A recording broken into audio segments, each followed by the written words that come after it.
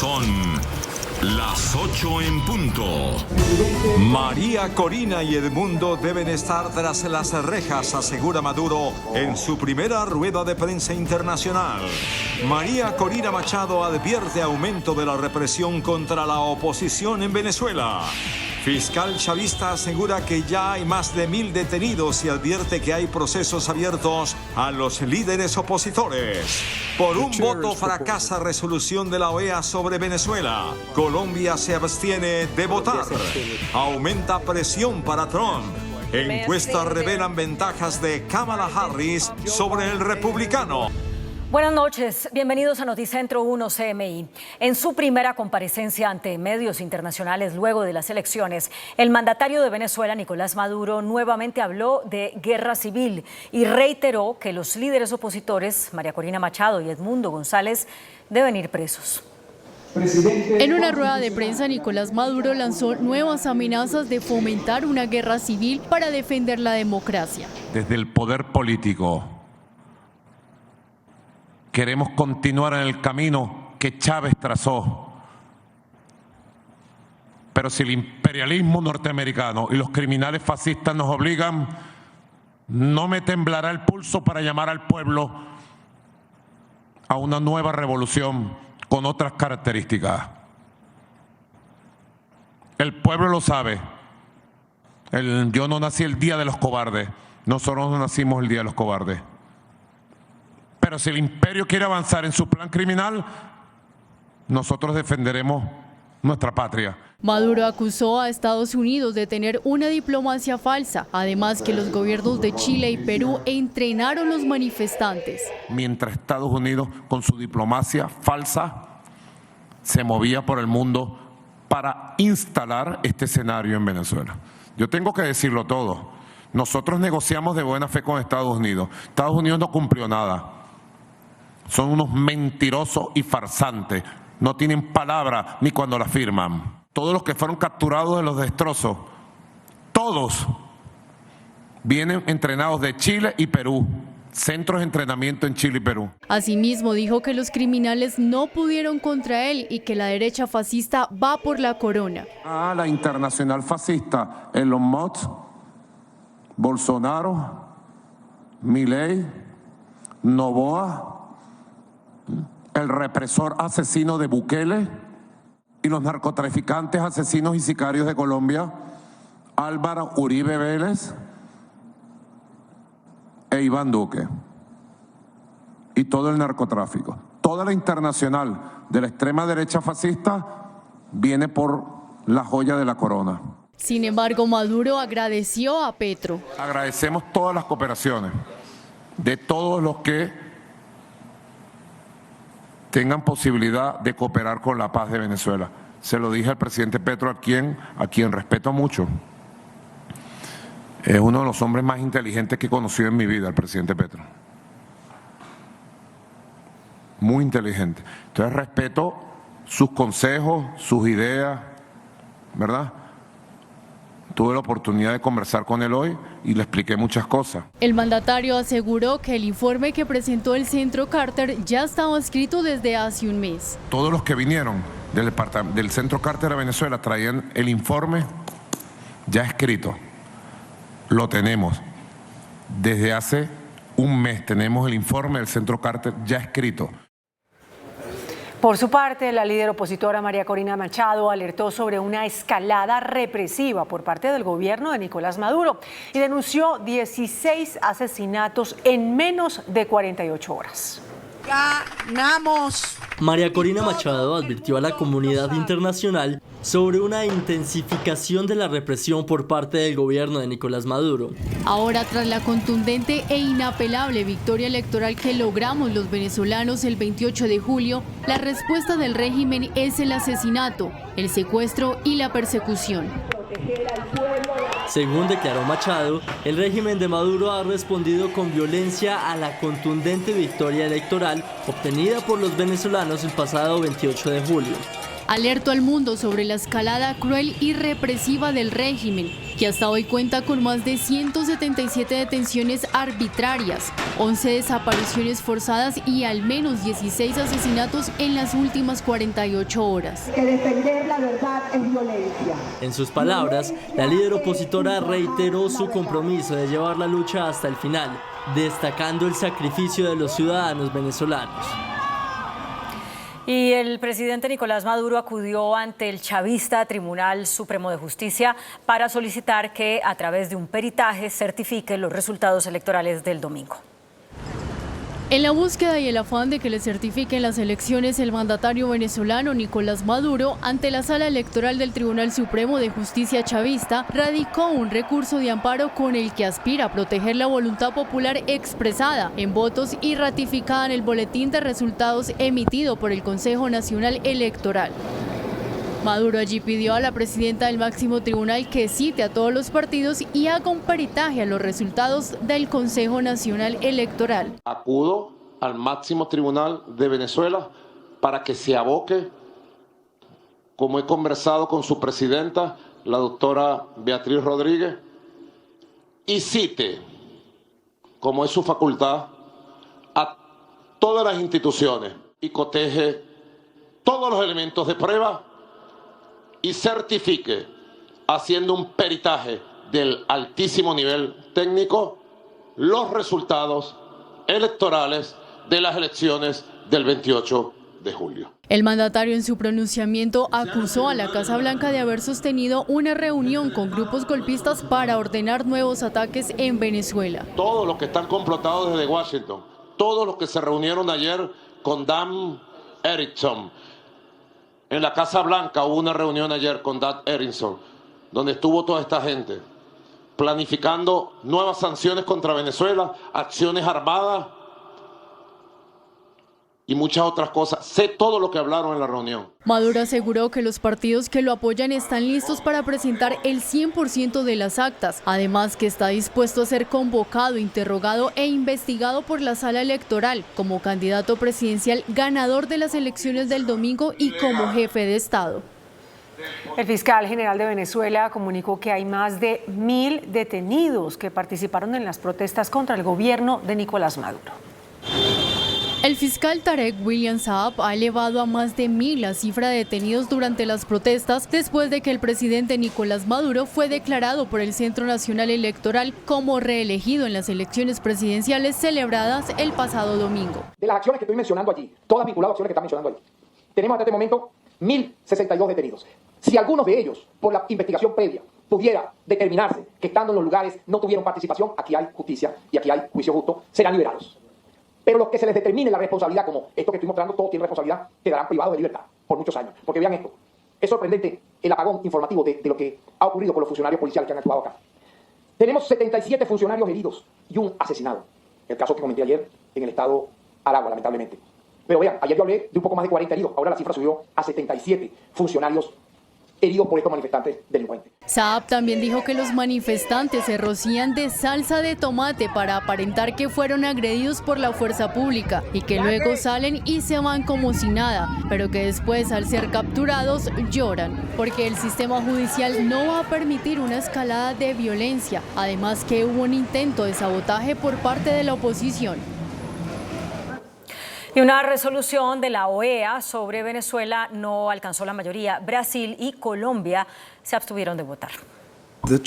La Organización de los Estados Americanos fracasó en su intento de aprobar una resolución sobre las elecciones en Venezuela del pasado domingo, en la que buscaba instar al Consejo Nacional Electoral a publicar inmediatamente las actas de votación. Además, buscaba declarar como prioridad absoluta los derechos de quienes se han manifestado en las calles de Venezuela en protesta a la situación política. La votación concluyó con 17 votos a favor, 11 abstenciones y 5 ausencias. Entre las abstenciones resaltaron las de Colombia, Colombia se abstiene, presidente, Brasil, Honduras y Bolivia, a lo que con indignación el representante de Perú respondió: porque no somos coherentes.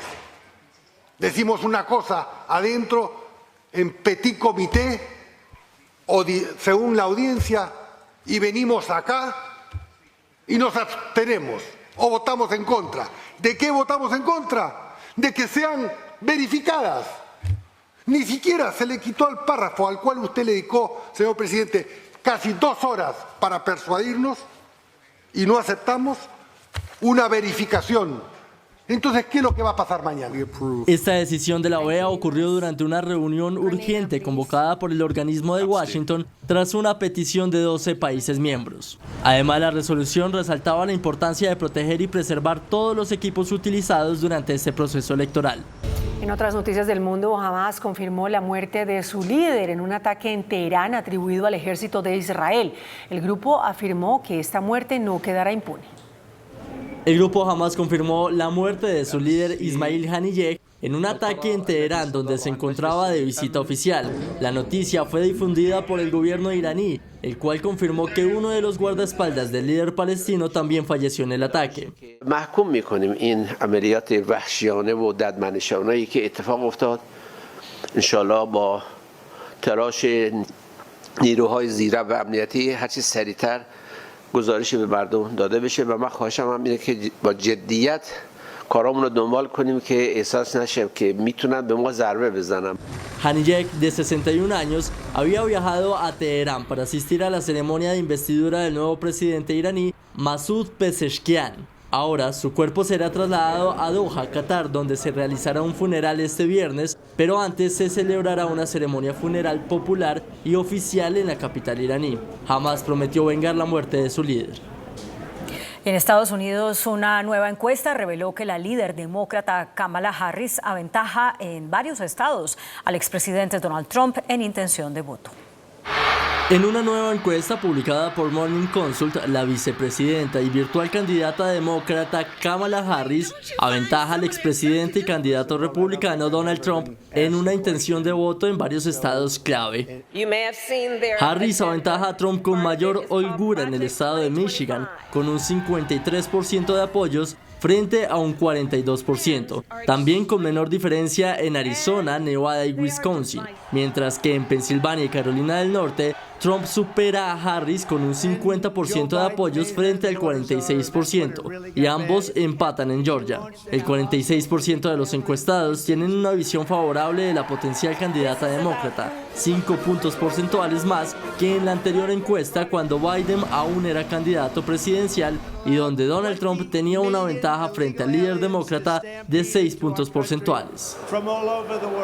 La Reserva Federal de Estados Unidos mantuvo sin cambios las tasas de interés. Los gobernadores de la Fed votaron unánimemente a favor de sostener las tasas entre el 5,25% y el 5,50%. Esto se da tras un leve repunte de la inflación a principios de año. Los últimos datos sugieren que la misión de la Reserva Federal debe volver a situar el índice de precios en su objetivo a largo plazo del 2%. Una empresa surcoreana presentó un nuevo vehículo que tiene la posibilidad de adoptar la mecánica necesaria para moverse de lado.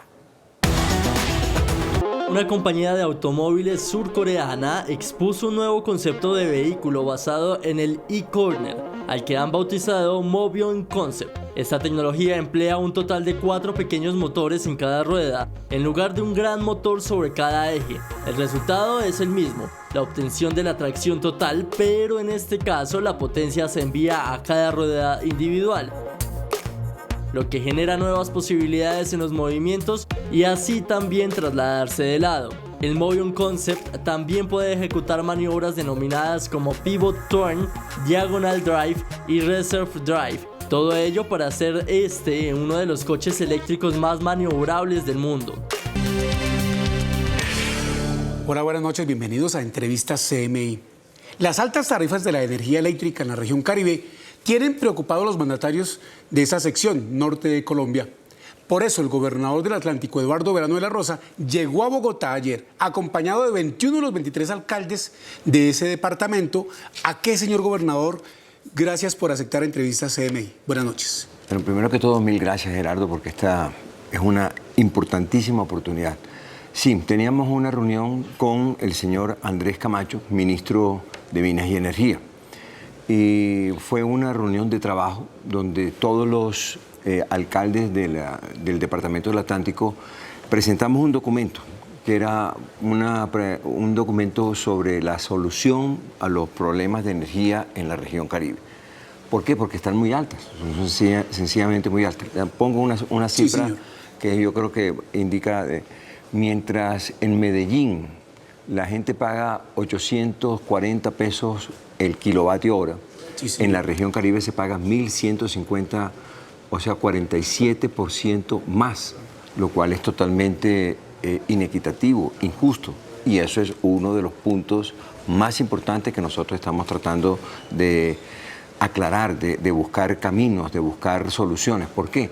Porque una alta costo de energía de una u otra manera aleja a inversionistas.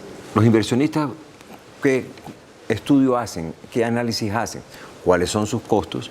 ¿Cuáles son sus posibilidades de desarrollo en cada una de las diferentes regiones? Y cuando ven que hay semejantes diferencias en materia de costos de energía, evidentemente toman la decisión de ubicarse en otras partes. Nosotros queremos ser competitivos, nosotros queremos ser atractivos y la única manera es que realmente tengamos unos costos de energía adecuados. ¿Y qué pasó en esa reunión cuando ustedes le plantearon estas inquietudes al ministro de Minas y Energía, Andrés Camacho? Bueno, el ministro, la verdad fue que nosotros hablamos, bueno, pero es que también el punto no solamente era el alto costo de la energía, un punto interesante y quizás de los más importantes era que se había anunciado una suspensión del servicio, limitación de suministro, como se dice ahora al racionamiento. Se iba a hacer una serie de limitaciones porque la gente no estaba pagando los porcentajes que consideraba el operador, que eran los convenientes para sus finanzas. Entonces, la única manera de presionar es ir a los estratos más bajos, especialmente a los barrios más bajos, a los estratos más bajos donde hay menos pagos, y una manera de estimular los pagos era haciéndole racionamientos de 8 horas diarias en las altas horas de la noche. Entonces, de una u otra manera, eso limita, la gente vive allá con unas temperaturas muy altas y obviamente pues se necesitan los abanicos, se necesitan todos los ventiladores, la nevera, todo eso de una u otra manera se daña la comida, en fin, es un drama. Cuando lo haces de una manera ordenada, sistemáticamente, de todos los días, porque ya como una consecuencia, eso realmente para nosotros es... Es decir, la queja de los miembros de la comunidad del Departamento del Atlántico en varios municipios es que el operador Aire iba y les racionaba porque no pagaban y los dejaban. No, ya estaba anunciando. Eso era digámoslo así, el castigo o el estímulo para tratar de buscar que la gente pagara era se anunciaron unos racionamientos. Pero no están en práctica esos racionamientos aún. Lo están, pero no está como iba a estar. Es que lo que se iba a hacer era un proceso de racionamiento ordenado y sistemático y permanente. Hasta tanto, ¿por qué? Porque era la manera de no perder plata el operador. Es que ese es lo que en este momento ellos están velando. Ellos están como operadores, es un negocio privado. Los operadores del servicio de energía eléctrica, Aire, es una empresa privada, lo mismo que Afinia. Ellos en la región Caribe lo que están buscando es tener unas etapas de racionamiento de tal manera que no tengan que pagar, porque ellos, la energía que vendan, ellos la tienen que comprar a los generadores. Y ese, entonces, es lo que ellos dicen que es lo injusto. Y todo esto, ¿qué conclusiones positivas, negativas sacaron de esas reuniones que usted realizó? No, yo creo que, bueno, había muchas otras solicitudes, como por ejemplo tarifas diferenciales en los barrios subnormales, la disminución, una reglamentación de la CREP para disminución de tarifas, pago de opciones tarifarias y algo muy importante, el consumo mínimo vital. Nosotros creemos que el consumo mínimo vital en la costa atlántica debe ser 250 kilovatios hora. Ahora está únicamente en 170. Entonces, esos 80 kilovatios hora adicional serían muy importantes para beneficiar precisamente a las comunidades más pobres. Claro, por lo que se consume más teniendo en cuenta las altas temperaturas de las que usted habla. Una nevera. aquí necesita el 40% de lo que necesita en la región Caribe para llegar exactamente al punto de congelación. Entonces, evidentemente aquí hay más gastos en la región Caribe en materia de energía simplemente por las temperaturas en las que vivimos. Entonces, todo eso es parte del proceso en el cual está. Bueno, ¿qué dice el ministro? El ministro, él lo que está es tratando de entender la dimensión del problema y buscar caminos. Entonces, ¿en qué quedamos? Hubo hoy una nueva reunión en la cual el ministro no estuvo, pero estuvieron toda la bancada, estuvieron todos los alcaldes vinieron y se quedaron hoy para tratar de entender cómo podrían ser los caminos y cuáles son las soluciones. Entonces, todavía hoy no tenemos una solución definitiva, pero estos son los planteamientos que se han hecho. Vamos a ver cuál es la respuesta final y definitiva del ministerio. Hoy, ¿cómo es la situación de prestación del servicio en su departamento? Y en general en el Caribe, porque usted la conoce, señor gobernador. No podemos negar que el servicio ha mejorado sustancialmente. No hubo una etapa en que nosotros teníamos 8 horas o 10 horas de apagones, mitad del día apagones, y eso de una u otra manera dio al traste con los sistemas productivos de la región. No tenemos en este momento lo que se está anunciando, estos racionamientos son provocados, o sea, como una manera de cobrar, no porque tengamos problemas técnicos. Entonces, sí hemos mejorado especialmente el sistema de transmisión y de distribución. No hay problemas de generación en el país en este momento. Entonces, problemas que teníamos en la región Caribe, que eran de transmisión y especialmente de distribución, o sea, lo que llega a la casa del usuario final, ya en este momento no lo tenemos. Es decir, que sí ha habido con el cambio de operadores una adecuación técnica para un mejor servicio. No podemos negar que en este momento creo que obviamente no podemos decir que es perfecto, puede haber que haya días que tengamos dificultades, hay racionamientos y se anuncian oportunamente, en fin, hay un mejor manejo, una mejor situación técnica en las redes y en todo lo que tiene que ver con la infraestructura y por lo tanto hay un mejor servicio. Señor gobernador, los operadores, los representantes legales de estas empresas que pues les venden la energía a los ciudadanos, se quejan del robo y el contrabando. ¿Eso ha mejorado o sigue en altos índices? Yo creo que eso es una tarea que le toca a ellos. O sea, quien asume eso es... A ver, hay como una discusión. Ustedes, gobernadores, métanse para que de una u otra manera se disminuyan todo lo que tiene que ver con los robos y todo lo que tiene que ver con las pérdidas. Las pérdidas son de dos tipos, son 27%. Ellos pierden 27% y la mitad son pérdidas técnicas, o sea, mal estado de las redes, mal estado de los transformadores, que ellos tienen que disminuir a través de inversiones, precisamente en mejoramiento y modernización de las redes. Y la otra es robo. El robo tiene que tener una actividad de parte de la empresa para que capture, para que de una u otra manera castigue y evidencie cuáles son las personas que están haciendo esos robos. Ya en este momento hay unas metodologías de medición muy modernas y avanzadas y se puede perfectamente ubicar dónde es que están los robos.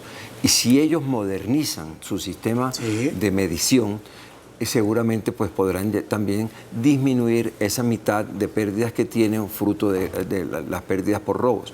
Yo creo que es cuestión de inversión. Si ellos se metieron en este negocio, tienen que llegar a lo más avanzado, a lo más moderno que existe para que puedan realmente ser una empresa rentable y eficiente. A propósito de ese tema, hoy en Piedecuesta, Santander, esta tarde, el presidente Gustavo Petro dijo que los señores que tienen el negocio de la energía en Colombia, que ni Pablo Escobar, que eso cobraba unas tarifas altísimas, que el servicio es muy costoso y que él no ha podido porque no le han permitido bajar las tarifas. ¿Qué opinión le merece esa presentación que hizo el presidente en un discurso público de 50 minutos? Yo creo que no teníamos, bueno, estábamos precisamente, estábamos en nuestra reunión y por lo tanto no pudimos escuchar al presidente, pero yo creo que el presidente ya lo viene diciendo en varios escenarios, en el sentido de que realmente las tarifas son costosas y él, yo creo que como presidente de la República debería buscar los grandes acuerdos que sean necesarios para tratar de buscar cómo estos operadores que continúen y si continúan deben tener de una u otra manera unos objetivos muy claros de disminución de las tarifas, que es lo justo. Porque, por ejemplo, en el caso específico nuestro, ¿por qué en Medellín sí pueden tener el kilovatio a 850 pesos el kilovatio y acá y en el Atlántico es a 1150? Algo está 47% más. Algo indica que no hay equidad, no hay justicia, no hay... O nosotros tenemos un sistema que de pronto técnicamente no es tan avanzado y moderno como es el de Antioquia. Claro, porque Electricaribe era un fiasco presentando el servicio y después lo pasaron la AAA, ¿verdad? Y ahora que lo tienen estos operadores. Eso ha mejorado técnicamente, pero eso demanda inversiones. ¿A eso se deberá? Es que si no le meten plata, es imposible que se mejore la calidad del servicio. Además, sí es cierto que por cuestiones climáticas y por cuestiones básicamente climáticas, el consumo per cápita en las zonas residenciales es muy superior en el interior del país. Mientras aquí, yo recuerdo, pues aquí una persona paga 200.000 pesos al mes. Allá yo pago 3 millones de pesos al mes. O sea, pero usted es el gobernador y la señora que tiene un ventilador o una nevera en su casa, ¿cuánto paga de estrato 1, por ejemplo, una persona? Puede pagar perfectamente, le están cobrando 600, 700.000 pesos. Que no tienen cómo pagarlo. Que no tienen cómo pagarlo. Entonces son precisamente todas las dificultades que se tienen en esta materia de llegar a tener unas carteras demasiado altas y entonces es el círculo vicioso. Como la tarifa es muy alta, la gente no paga, como la gente no paga, la cartera es alta, como la cartera es alta, las pérdidas se les aumentan y las dificultades continúan. Entonces, yo creo que lo que tenemos es que llegar como a un racionamiento empresarial totalmente diferente. ¿Y la cultura del no pago que había en la región ha mejorado o tampoco? Porque eso yo creo que sí ha mejorado. Yo creo que hay conciencia de que hay que pagar y la gente está consciente de que debe y tiene que pagar. Pero y esa cultura del no pago es a donde yo creo que hay un espacio muy grande de trabajo por parte de quienes prestan el servicio. Ellos tienen que tener equipos de trabajo social, ellos tienen que tener expertos en sociólogos, en manejo de comunidades, y eso tiene una efectividad y eso tiene unos resultados. Eso se hace de una manera ordenada, permanente y constante y se tienen perfectamente resultados. Entonces, ellos tienen que hacer esa tarea. Señor gobernador, y otra reunión que usted tuvo en esta visita de varios días a la capital, salió de allá para acá, fue con la ministra de Transporte por el tema del peaje ese entre Barranquilla y Turbaco. ¿Qué va a pasar con ese peaje y cuál es la situación real que ha generado esas protestas masivas de los ciudadanos? Bueno, estamos precisamente en este momento reunidos con la ministra. La ministra, la explicación que nos da es muy clara. O sea, ella tiene un concepto que es como la ingeniería financiera del contrato que ella tiene en este momento que cumplir. Si a ella no le da los recursos suficientes a la empresa que está manejando las vías, pues realmente las vías quedan sin la financiación y eso de una u otra manera colapsa. Entonces ella lo que nos insiste es que es necesario que nosotros la apoyemos a ella como autoridades del departamento para que puedan haber los cobros de los peajes necesarios para que este proceso pueda darse. Entonces, en el caso específico de Barranquilla-Cartagena, hay un peaje que está en Turbaco y el otro peaje que está en Papiros, como le llamamos nosotros. La idea que tiene la ministra es que Papiros empiece precisamente hoy a cobrarse. Y eso es lo que de una u otra manera estábamos tratando de que se aplazara por lo menos unos 30 días para tener oportunidad de hacer de socializar, de buscar unos acuerdos. Hay una gente que puede tener algún manejo o de pronto algunos peajes diferenciales o algo que nos permita manejar el tema, porque realmente yo creo que hay la voluntad de la gente. Y la gente, yo creo que tenemos que entender finalmente que sin peajes, que sin valorizaciones, que sin procesos... No hay obras. No va a haber obras. Entonces, la financiación, yo creo que ella insistió vehementemente. La situación financiera del país no es la mejor. En este momento han bajado, desde todo punto de vista, los presupuestos que tenemos para inversiones el año entrante, especialmente en obras civiles, en su cartera, y eso no lo decía hoy. Entonces ella tiene que buscar otros mecanismos. Ella no se puede quedar atada de brazos esperando a que le hagan una adición presupuestal en un momento de dificultad financiera. Ella tiene que salir a negociar con las autoridades para que le ayudemos y le apoyemos para buscar. Y la comunidad tiene que entendernos, tiene que apoyarnos, tiene que ayudarnos para tratar de tener las financiaciones adecuadas de lo que queremos hacer como infraestructura básica. ¿Usted recuerda el cobro de esos peajes? ¿Cuánto es el monto y cuánto va a quedar o cómo va a ser? El peaje es que habría en Papiros, que sería la dificultad. El nuevo para comenzar a cobrar. Para empezar a cobrar sería en una etapa primera de 1.500 pesos. Es lo que ella está proponiendo y entonces esa es la negociación en la cual estamos. De aquí salgo nuevamente para el departamento. Para allá de donde me lo robé para que viniera esa entrevista. Doctor Eduardo, ¿cómo va el tema de la seguridad en el departamento y en Barranquilla? El alcalde Char, quien usted hace llave de trabajo en esa región del país, se queja mucho de la extorsión, el homicidio, todo eso. Siempre le pide a la policía mayor acción. ¿Cómo va en el resto del departamento? Extorsión. El más importante problema que nosotros tenemos es extorsión. Lo otro, yo creo que de una u otra manera hemos tenido homicidios relativamente altos, no los podemos ocultar de ninguna manera, y hemos tenido feminicidios, pero cuando uno analiza feminicidio por feminicidio, porque nos hemos dado a la tarea de cuál es la causa, no son problemas de pareja, o sea, sí ha habido problemas de pareja, sí, pero y obviamente que ha habido algunas dificultades, pero antes creíamos que el feminicidio era igual a problemas de pareja. Lo que más en este momento tiene como fuente de feminicidio son ajustes de cuentas en lucha por el microtráfico. Uy, terrible. Sí, entonces sí es cierto que en este momento tenemos varias de nuestras jóvenes, porque son gente demasiado joven, en este momento hemos tenido, las víctimas han sido personas muy jóvenes, y cuando uno ausculta cuál es los por qué. O sea, ¿la venganza es matar la pareja del contrincante? No, la misma persona, las mismas muchachas se están involucrando en los negocios, en el negocio. ¿Por qué? Porque es lo más fácil. En este momento los microtraficantes están utilizando a mujeres jóvenes e incluso a niños para hacer las entregas y para hacer los cobros y demás. Entonces, de una u otra manera, al involucrarse en esas actividades, eso es lo que ha tenido como fuente de uno de los feminicidios más importantes que hemos tenido últimamente. Y no puedo dejar pasar la oportunidad para preguntarle por la migración venezolana que está sentada en el departamento. ¿Cuánta gente del vecino país está allí, señor gobernador? Nosotros calculamos que nos vamos a recibir por lo menos unas 200.000 personas. Con esto que acaba de ocurrir del triunfo de Maduro, seguramente mucha gente saldrá. Había mucha expectativa de regresar a Venezuela, y entonces lo que siempre hemos tenido es una población que no podemos decir ni que es de venezolanos ni es de colombianos. ¿Flotante?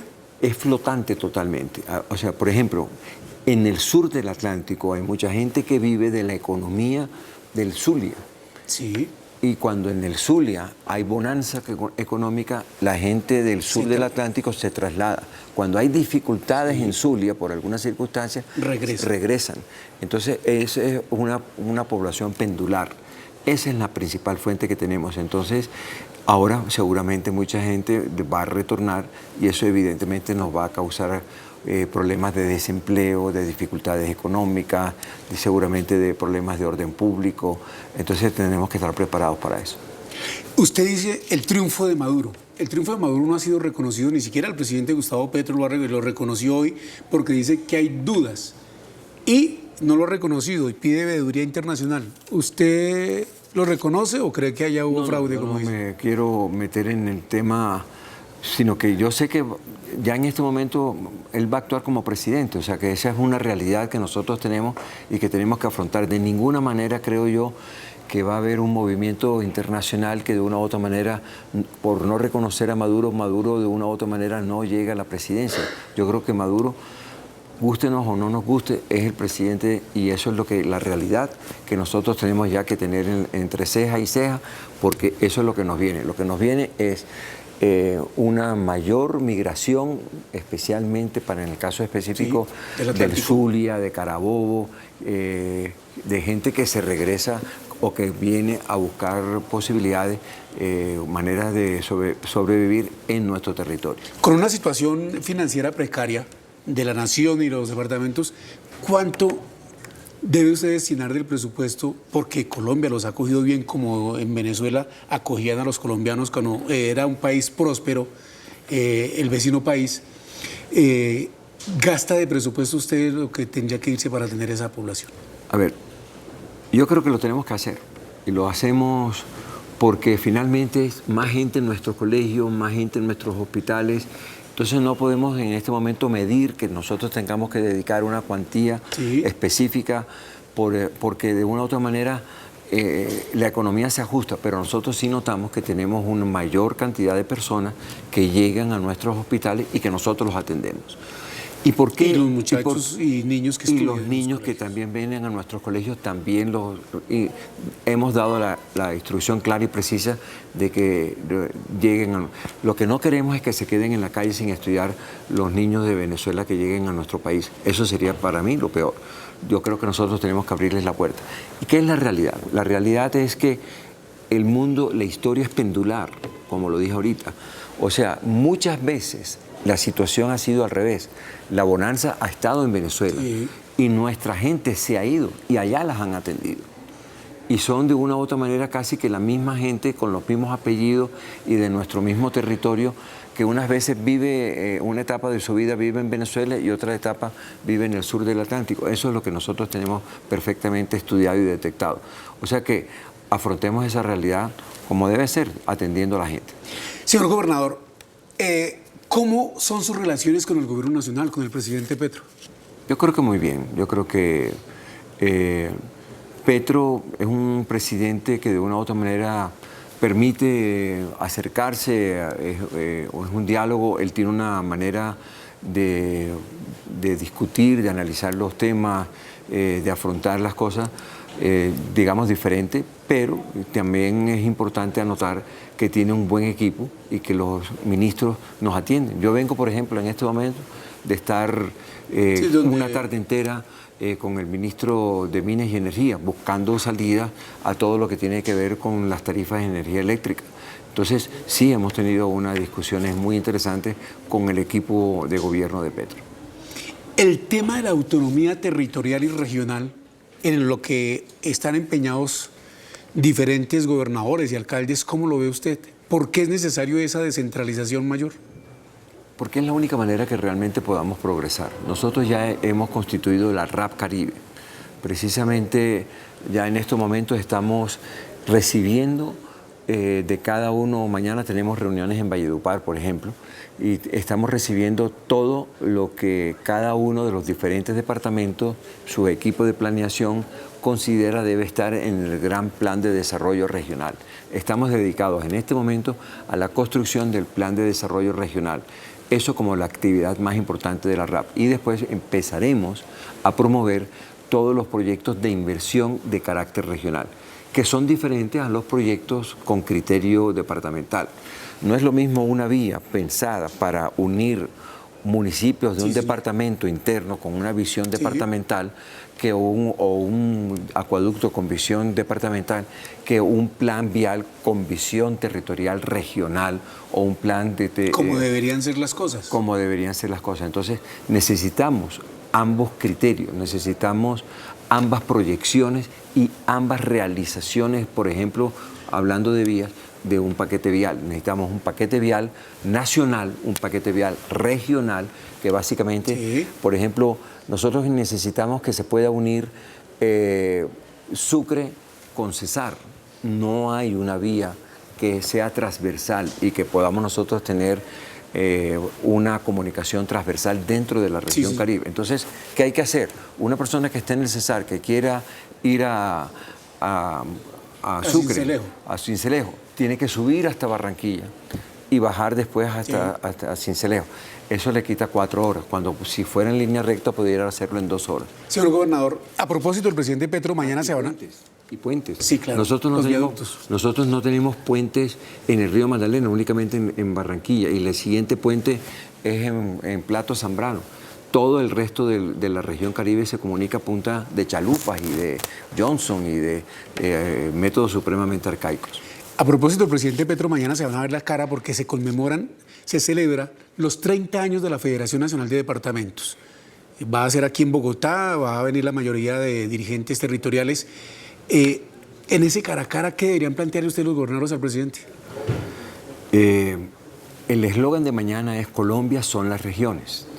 Yo creo que es un importante avance de Didier Tavera como director del ejecutivo de la Federación. De la Federación de Departamentos, que mañana celebramos los 30 años.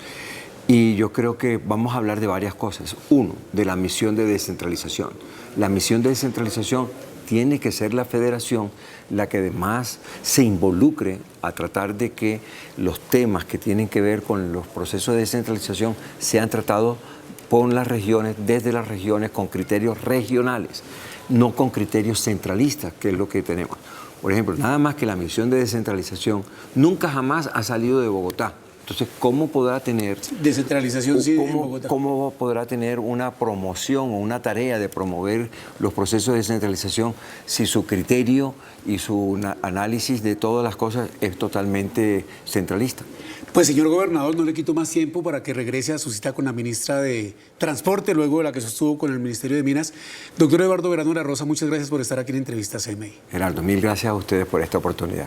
Y a ustedes, televidentes, los invito a que continúen aquí en la sintonía de Noticentro 1 CMI con las noticias de Colombia y el mundo. Buenas noches. Banco de la República baja tasa de interés al 10.75% y aumenta pronóstico de crecimiento. Gremios dicen que rebaja es insuficiente y piden nuevas reducciones. Fitch mantiene calificación a economía colombiana, pide reducción de gastos al gobierno. Con abstención de Colombia fracasa resolución de la OEA que pedía publicación de actas electorales en Venezuela. Presidente Maduro confirma diálogo con el presidente Petro y agradece su colaboración con Venezuela. Se nos agota la paciencia, le dice Estados Unidos al presidente de Venezuela. Presidente Petro pide escrutinio transparente en Venezuela.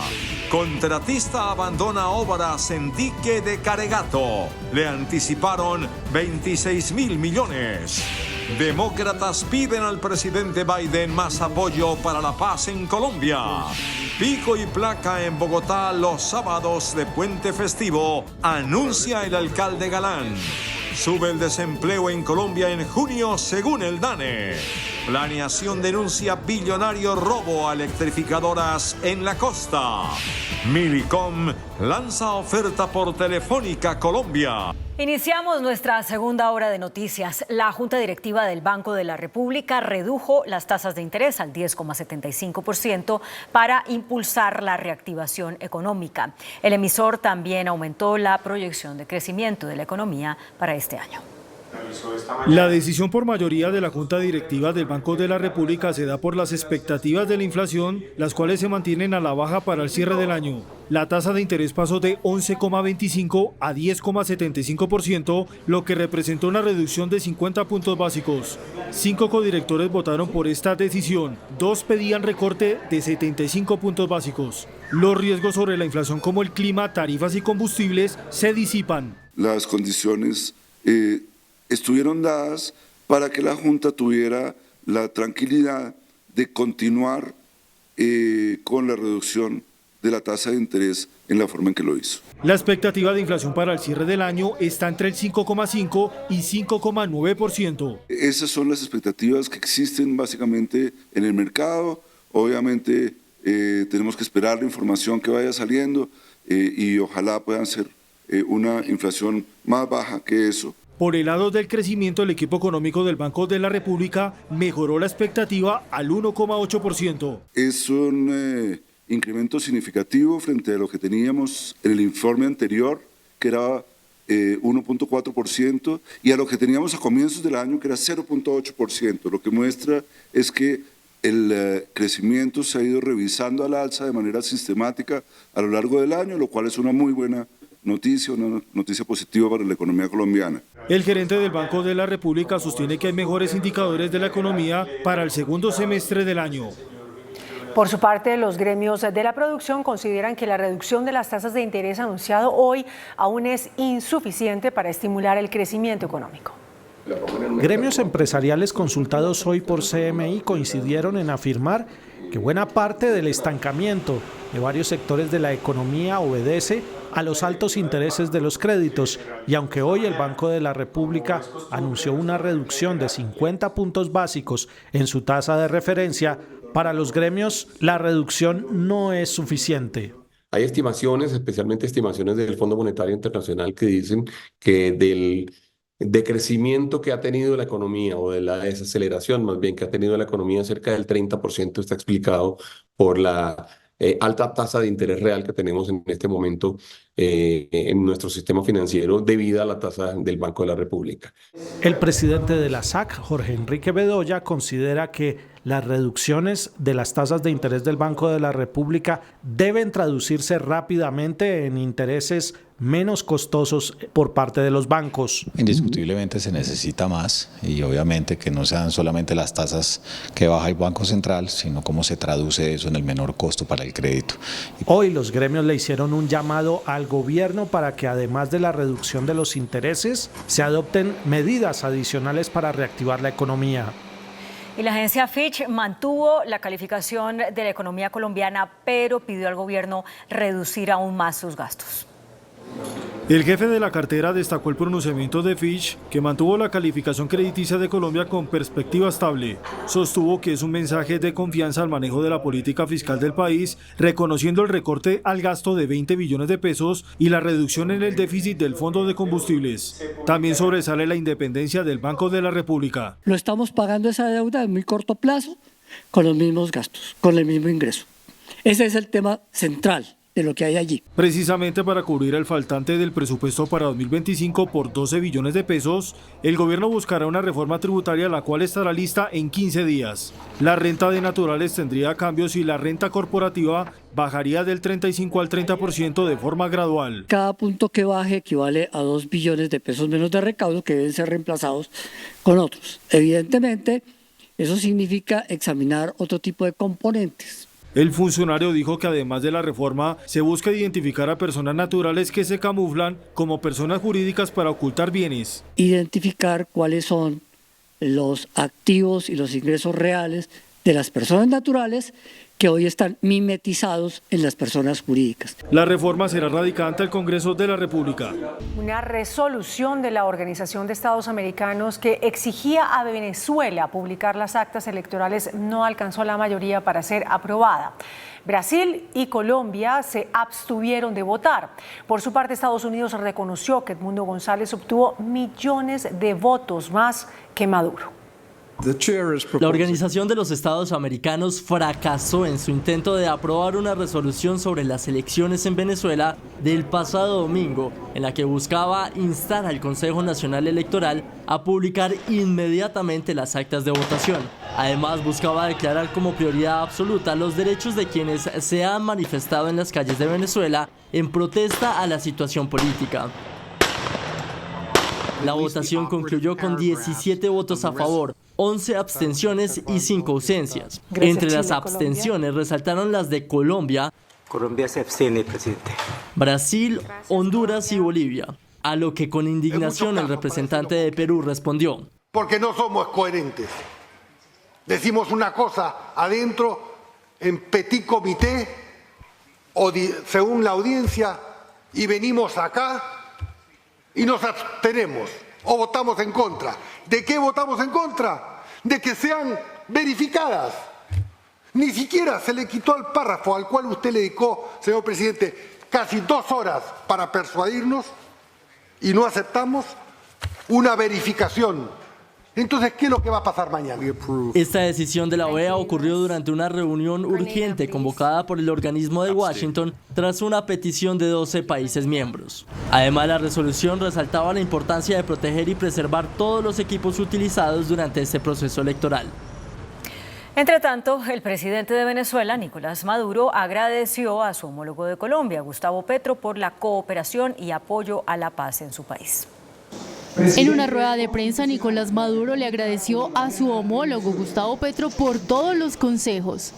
Agradecemos todas las cooperaciones de todos los que tengan posibilidad de cooperar con la paz de Venezuela. Se lo dije al presidente Petro, a quien respeto mucho. Es uno de los hombres más inteligentes que he conocido en mi vida, el presidente Petro. Maduro también aseguró que los criminales no pudieron contra él y que la derecha fascista va por la corona. La internacional fascista, Elon Musk, Bolsonaro, Milei, Noboa, el represor asesino de Bukele y los narcotraficantes asesinos y sicarios de Colombia, Álvaro Uribe Vélez e Iván Duque. Y todo el narcotráfico. Toda la internacional de la extrema derecha fascista viene por la joya de la corona. Además, nuevamente lanzó amenazas de fomentar una guerra civil para defender la democracia. Pero si el imperialismo norteamericano y los criminales fascistas nos obligan, no me temblará el pulso para llamar al pueblo a una nueva revolución con otras características. El pueblo lo sabe. Yo no nací el día de los cobardes, nosotros no nacimos el día de los cobardes. Pero si el imperio quiere avanzar en su plan criminal, nosotros defenderemos nuestra patria. Por su parte, la líder opositora María Corina Machado alertó sobre una escalada represiva por parte del gobierno de Nicolás Maduro y denunció 16 asesinatos en menos de 48 horas. ¡Ganamos! María Corina Machado advirtió a la comunidad internacional sobre una intensificación de la represión por parte del gobierno de Nicolás Maduro. Ahora, tras la contundente e inapelable victoria electoral que logramos los venezolanos el 28 de julio, la respuesta del régimen es el asesinato, el secuestro y la persecución. Según declaró Machado, el régimen de Maduro ha respondido con violencia a la contundente victoria electoral obtenida por los venezolanos el pasado 28 de julio. Alertó al mundo sobre la escalada cruel y represiva del régimen, que hasta hoy cuenta con más de 177 detenciones arbitrarias, 11 desapariciones forzadas y al menos 16 asesinatos en las últimas 48 horas. Que defender la verdad es violencia. En sus palabras, la líder opositora reiteró su compromiso de llevar la lucha hasta el final, destacando el sacrificio de los ciudadanos venezolanos. El gobierno de los Estados Unidos le dijo a Nicolás Maduro que se le está agotando la paciencia. Esto después de que el Centro Carter concluyera que las elecciones en Venezuela no pueden ser consideradas democráticas. Ante la solicitud de líderes internacionales a Venezuela para que entregue las actas electorales, de lo cual hasta el momento el gobierno de Nicolás Maduro no ha divulgado, la Casa Blanca advierte que se les está agotando la paciencia. Nuestra paciencia y la de la comunidad internacional se está agotando de esperar a que las autoridades electorales venezolanas aclaren y publiquen los datos completos y detallados sobre esta elección para que todos puedan ver los resultados. El grupo de monitoreo electoral Centro Carter, que participó como observador en las elecciones presidenciales, señaló que en los comicios de ese país no se adecuó a parámetros y estándares internacionales de integridad electoral y que no pueden ser consideradas democráticas. El proceso electoral de Venezuela en 2024 no ha alcanzado los estándares internacionales de integridad electoral en ninguna de sus etapas relevantes y ha infringido numerosos preceptos de la propia legislación nacional. Se desarrolló en un ambiente de libertades restringidas en detrimento de actores políticos, organizaciones de la sociedad civil y medios de comunicación. A lo largo del proceso electoral, las autoridades del Consejo Nacional Electoral mostraron parcialidad a favor del oficialismo y en contra de las candidaturas de la oposición. Por su parte, más naciones internacionales no reconocen a Maduro como presidente electo. We cannot recognize results that has been first announced without any possibility of verification, and secondly, there is only 80% of the vote. And for us, it's important to remark that as far as it's not a fully verification of the results cannot be recognized. And these records of the electoral results should have been provided. Venezuela no tiene presidente. Venezuela tiene un delincuente que ocupa ilegalmente la presidencia de la República. La loca Kamala Harris nunca debió haberle quitado a Maduro las sanciones petroleras. No fueron elecciones libres ni justas. En Colombia, el presidente Gustavo Petro pidió que se permita un escrutinio transparente de las elecciones en Venezuela. Dijo que el conteo de votos debe tener una veeduría internacional. En su primer pronunciamiento realizado por medio de las redes sociales sobre la situación que afecta a Venezuela tras las elecciones de este domingo, el presidente Gustavo Petro dice que las graves dudas que se establecen alrededor del proceso electoral venezolano pueden llevar a su pueblo a una profunda polarización violenta con graves consecuencias de división permanente de una nación que ha sabido unirse muchas veces en su historia. El mandatario colombiano dice que proponemos respetuosamente llegar a un acuerdo entre gobierno y oposición que permita el respeto máximo a la fuerza que haya perdido las elecciones. Dicho acuerdo puede ser entregado como una declaración unilateral del Estado al Consejo de Seguridad de las Naciones Unidas y le hace una petición especial al mandatario reelecto de acuerdo con el Consejo Nacional Electoral en Venezuela. El presidente Maduro tiene hoy una gran responsabilidad: recordar el espíritu de Chávez y permitir que el pueblo venezolano regrese a la tranquilidad mientras terminan las elecciones en calma y se acepta el resultado transparente cualquiera que haya sido. Y de esta tarde, desde Piedecuesta, el presidente, sin mencionar a Venezuela, habló de los problemas que afronta la región. Y ya tenemos un lío político tan grande y tan difícil. Lo que dices es que no, es que eso hablando grosería se resuelve. Nos podrían hacer enfrentar militarmente a colombianos y venezolanos. Y de ahí quién se recupera, cuántas generaciones, si nunca nos hemos matado entre nosotros. El presidente colombiano insistió en que el escrutinio final en Venezuela debe ser transparente y contar con verificación autorizada internacional. Y al referirse a la situación de Venezuela, la vicepresidenta Francia Márquez hizo un llamado a buscar una solución pacífica. Gracias. Desde el departamento de La Guajira, en entrevista con Noticentro 1 CMI, Francia Márquez resaltó la importancia de mantener la paz en Venezuela. Yo creo que hoy Colombia no puede poner una actitud de ver a Venezuela como un pueblo enemigo. Nosotros somos dos naciones hermanas y lo que tenemos es que propender por la paz, por la garantía de la vida y la dignidad de estos pueblos. Asimismo, en medio de su recorrido por varios municipios de La Guajira, la vicepresidenta aseguró que el gobierno ha avanzado en su plan de trabajo. Como gobierno nacional creo que hemos avanzado. El Ministerio de la Igualdad y la Equidad hoy ya está arrancando después de un año de esfuerzo de creación de una institución de cero. La funcionaria reconoció los retos que ha tenido y lo que viene para los 2 últimos años de su mandato. Tenemos que avanzar ya en la implementación de los programas, los proyectos que este gobierno ha definido. La vicepresidenta resaltó programas como el Fondo Mujer, así como el subsidio pensional a madres comunitarias entregados bajo su mandato. Para el canciller Luis Gilberto Murillo es importante que se despejen las dudas sobre las elecciones en Venezuela. En un nuevo pronunciamiento, el ministro de Relaciones Exteriores, Luis Gilberto Murillo, reiteró en la tarde de hoy desde el municipio de Palmira, Valle del Cauca, la posición del gobierno sobre las elecciones presidenciales de Venezuela. Enfatizó en la necesidad de divulgar las actas de los puestos de votación y el conteo al 100% de los comicios. Nosotros asentamos nuestra posición en términos de Venezuela. Creemos que obviamente se deben despejar cualquiera de las dudas que existan frente al proceso electoral.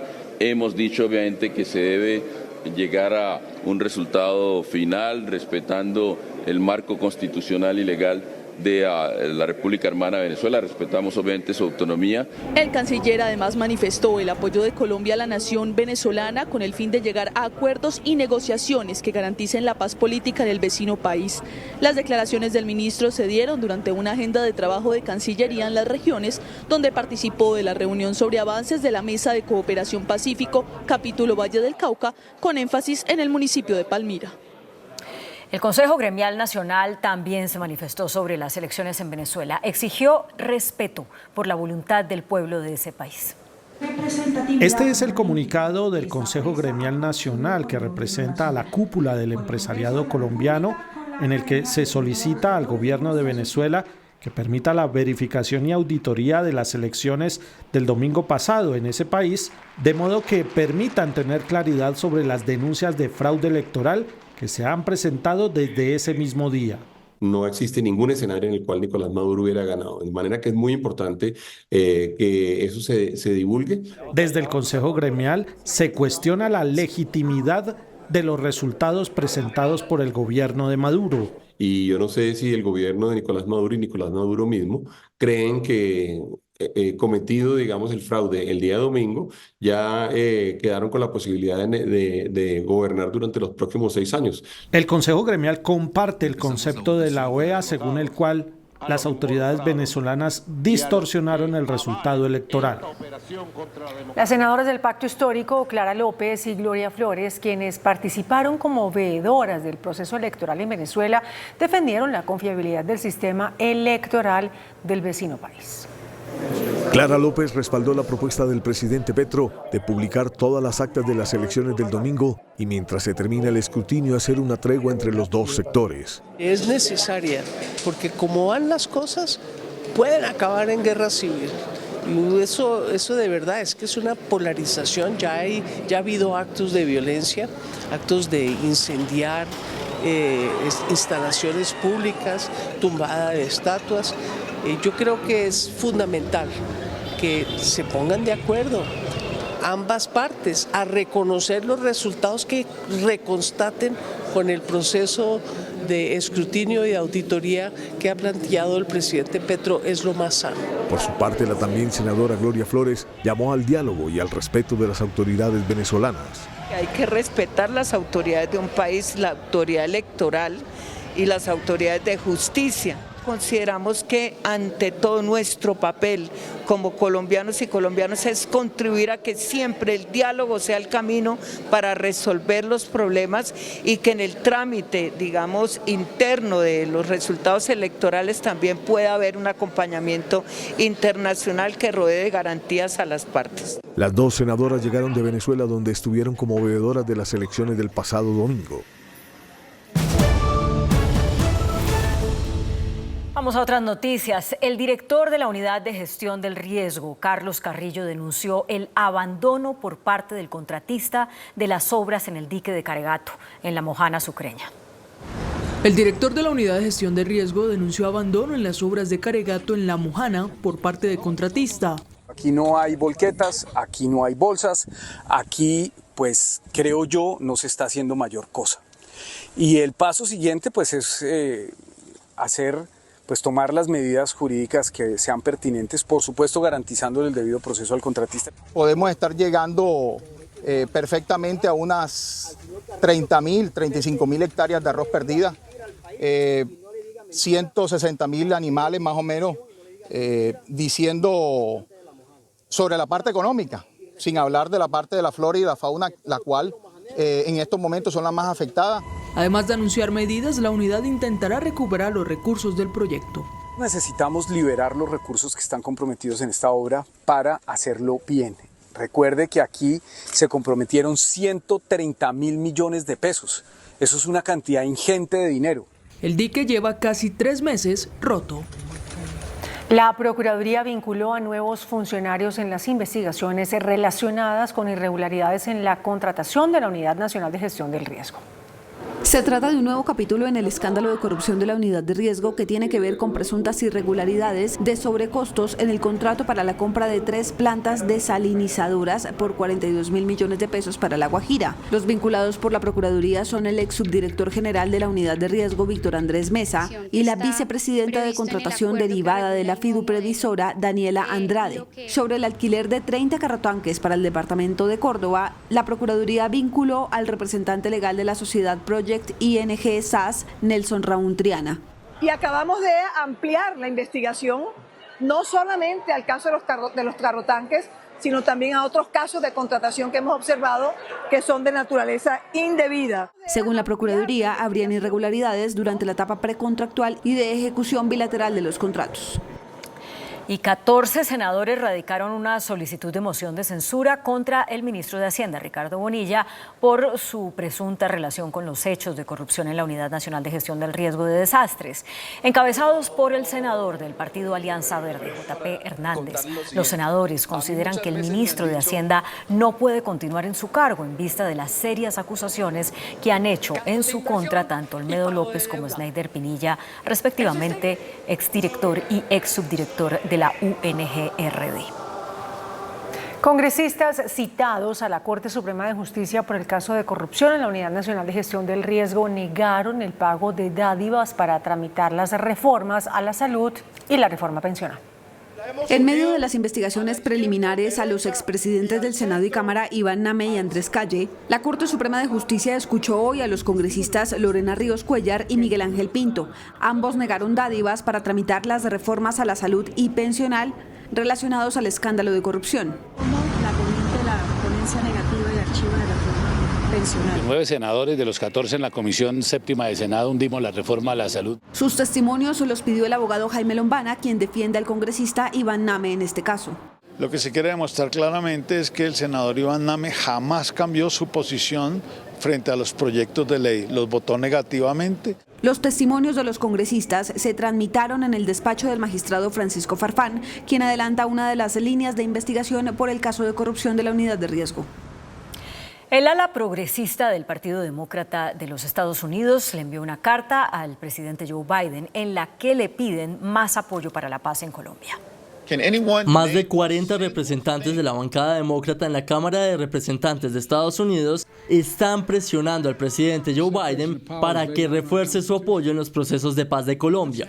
Le escribimos para instarlo a fortalecer su apoyo a la implementación del Acuerdo de Paz de 2016 y a los diálogos del gobierno colombiano con el Ejército de Liberación Nacional, la Segunda Marquetalia y el Estado Mayor Central. En particular, le pedimos que designe un enviado especial de Estados Unidos a las conversaciones de paz y que revierta la decisión de la administración Trump de designar a Cuba como Estado patrocinador del terrorismo para avanzar en los esfuerzos de paz. Los firmantes destacan que en febrero del año 2015, el expresidente Barack Obama nombró a Bernie Aronson como enviado especial de Estados Unidos para el proceso de paz en Colombia y dicho apoyo fue fundamental para impulsar las negociaciones.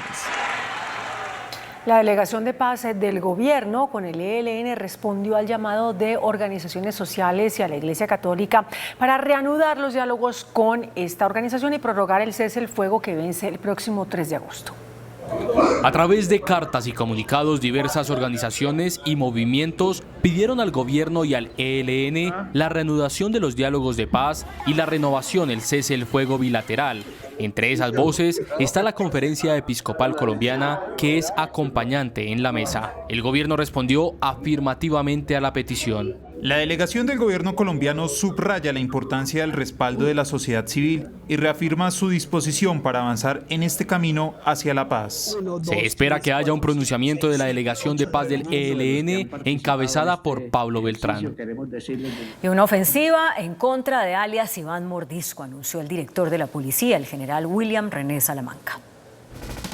Ante el anuncio de Iván Mordisco, cabecilla de las disidencias FARC, de anunciar la conformación de un nuevo Estado Mayor Central, el director de la Policía Nacional, general William René Salamanca, anunció: hoy, la Operación Cauca nos ha permitido capturar 714 sujetos que estaban en actividades delincuenciales en esa zona del país, del suroccidente.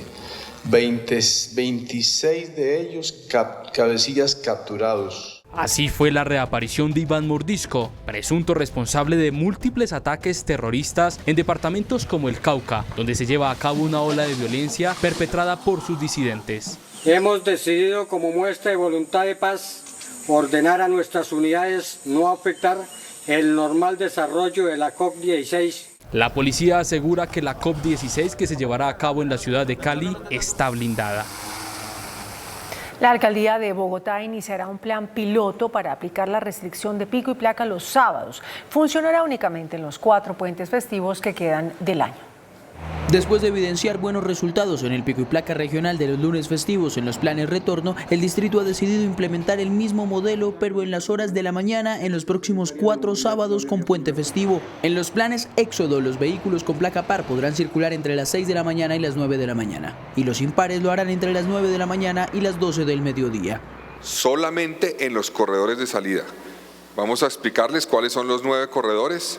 Son corredores que corresponden también con los corredores de entrada que se hace en el pico y placa regional. Esto es un plan éxodo y un plan piloto de plan éxodo, además voluntario en los 4 puentes festivos que nos quedan este año. Los 9 corredores en los que se implementará el plan piloto son la autopista norte, la carrera séptima, la vía La Calera, la vía Achoachí, la vía Villavicencio, la autopista sur, la avenida calle 13 o avenida Centenario, la avenida calle 80 y la vía Subacota. La medida empieza a partir del sábado 17 de agosto y durante los próximos puentes festivos del año. Eso sí, es voluntaria y no habrá sanciones por incumplirla.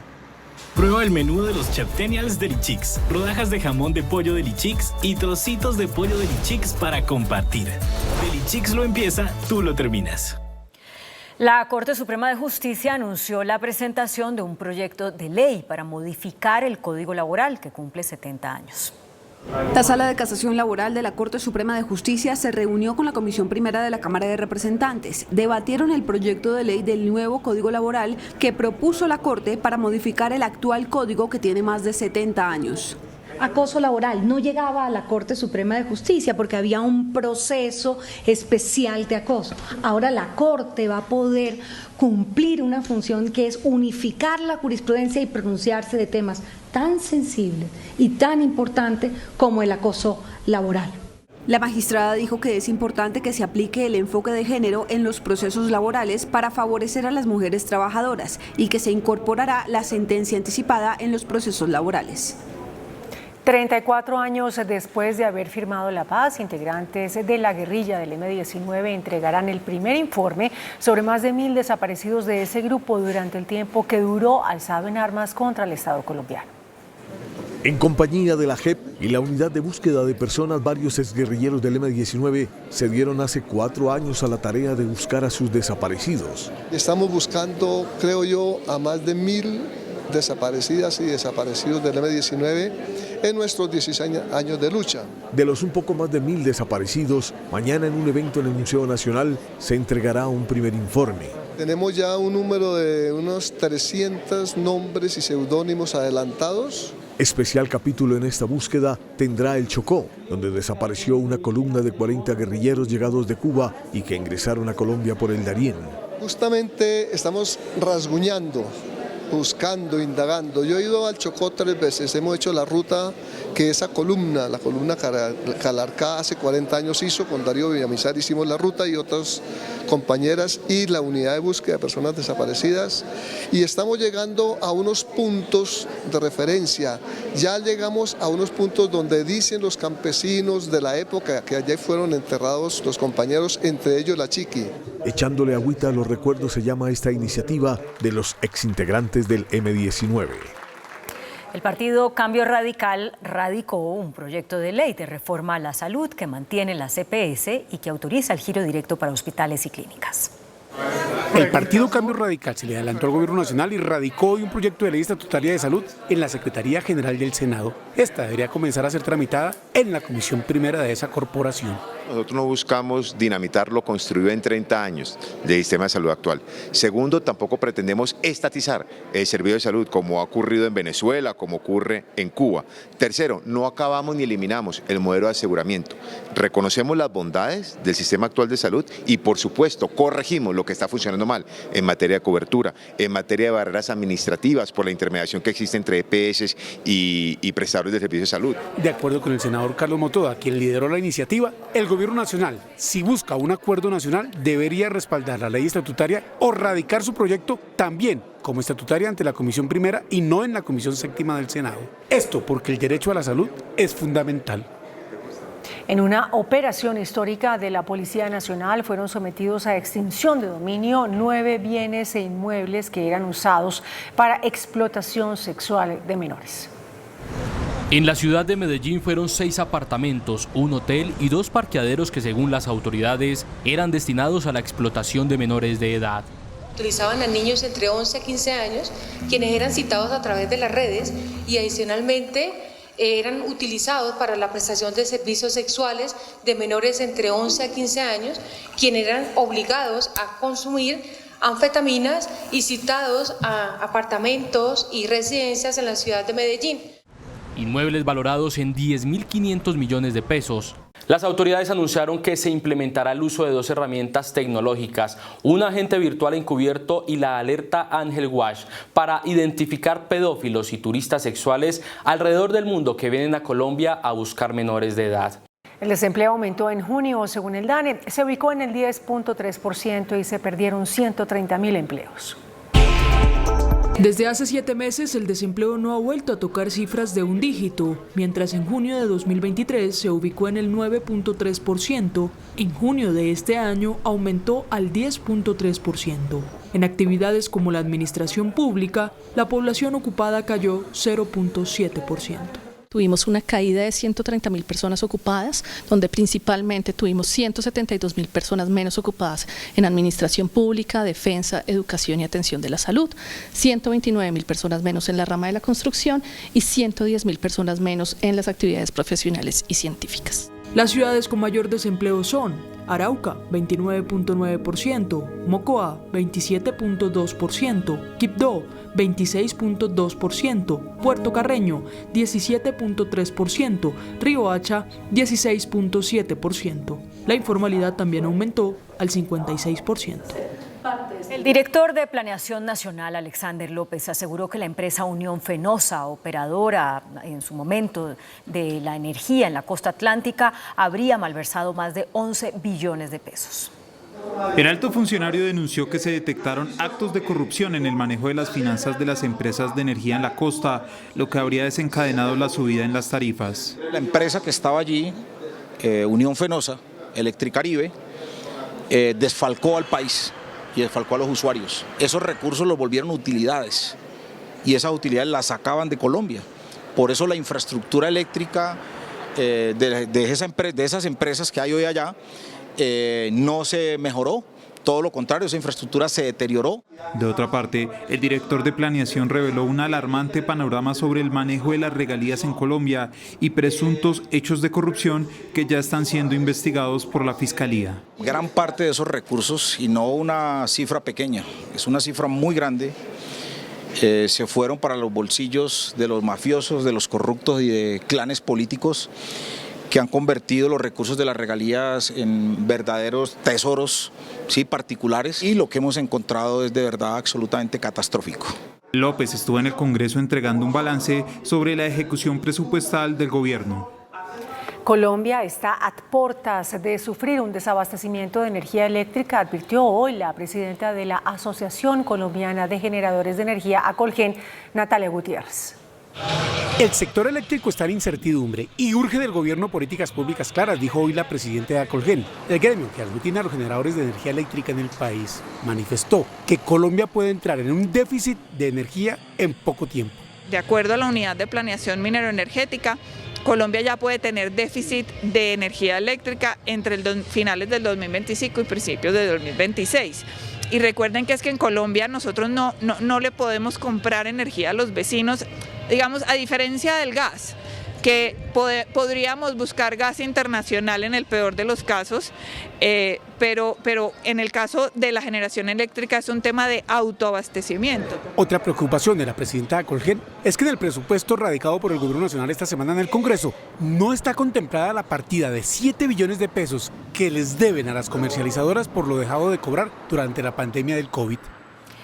El Grupo de Energía de Bogotá apoyó el llamado que hizo la Contraloría a propósito del riesgo de desabastecimiento energético en la capital del país. El presidente del Grupo de Energía de Bogotá recibió con beneplácito el llamado del ente de control y aseguró que las conversaciones con el gobierno nacional avanzan de manera óptima para retomar las obras que garantizarán el abastecimiento de energía de Bogotá en un futuro cercano. Hay un trabajo liderado por el ministro de Minas y por la ministra de Ambiente que nos está ayudando a a lograr como opciones con las comunidades y con el apoyo del gobierno estamos seguros que vamos a encontrar una solución razonable y justa, entendiendo pues que es un proyecto de vital sensibilidad para la región. Si estas obras no están listas para el año 2026, el riesgo de un apagón en la capital del país es muy alto. Si no están terminadas en el 26, vas a tener limitaciones al suministro de energía. Si las cosas marchan como lo acordado, en los próximos meses se reanudarán los trabajos que están detenidos por protestas relacionadas con el medio ambiente en los terrenos de la construcción. El gobierno garantizó el suministro de gas a futuro, pero advirtió que se deben ampliar las importaciones y reajustar el precio al consumidor.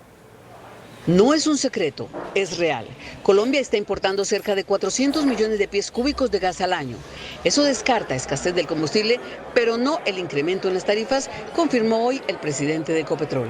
Dependiendo entonces de la criticidad que tenga la demanda, pues ese gas va a valer más o va a valer menos, pero ya hemos tenido efectos. Seguramente el gas natural va a costar más en los próximos meses. El gobierno está haciendo el esfuerzo de que se garantice la disposición de subsidios. Para garantizar el suministro de gas natural en el país, hay ofertas internacionales, entre ellas de Venezuela, pese a la crisis política que vive hoy. En el momento no hemos traído gas de Venezuela, entonces en la práctica en este momento no tenemos ninguna afectación directa. Tanto el presidente de Ecopetrol como el ministro de Minas confirmaron que ya comenzaron las exploraciones en una parte de la cordillera occidental donde se fue detectada la presencia del hidrógeno blanco. Millicom lanzó una oferta para comprar acciones de Telefónica y de Tigo. Este miércoles se conoció el interés de Millicom por comprar las acciones ofertadas por Telefónica y Tigo. Los recursos de la venta permanecerían en EPM porque de lo contrario, si van al distrito sería despatrimonialización de EPM, eso no es lo que queremos. El ministro de las TIC vio con buenos ojos la movida de mercado. Por un lado, pues vamos a tener empresas más fuertes que van a poder invertir más y que van a poder competir de una mejor manera con Claro, y por otro lado, pues vamos a tener menos actores en el mercado de las telecomunicaciones en Colombia. Lo que corresponde es que la SIC analice que esto no vaya a cambiar las condiciones del mercado, que no vaya a perjudicar a los usuarios y que las normas de la competencia se sigan cumpliendo. El ministro de Comercio, Luis Carlos Reyes, anunció la intención de Colombia de terminar el acuerdo de preferencias arancelarias para la importación de vehículos desde Brasil. Los gremios rechazaron la medida. A través de esta carta enviada a la Comisión Administrativa del Acuerdo de Complementación Económica que tiene Colombia con Mercosur, el ministro de Comercio Luis Carlos Reyes manifestó la intención del gobierno de no continuar con los convenios que establecen preferencias arancelarias en el sector automotor con Brasil.